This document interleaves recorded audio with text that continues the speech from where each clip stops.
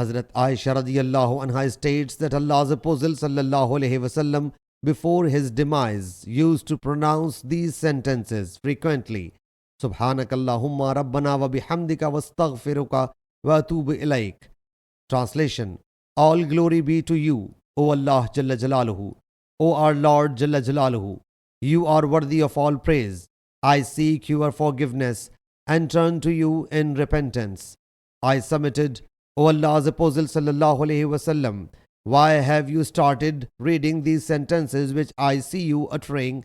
He sallallahu alaihi wasallam said, Allah Jalla Jalaluhu has set a symbol in my ummah for me. When I observe that sign in my ummah, I recite the chapter Iza Jaa Nasrullahi wal Fath. Act upon what has been enjoined in this chapter. Sahih Muslim Hadees number 1086.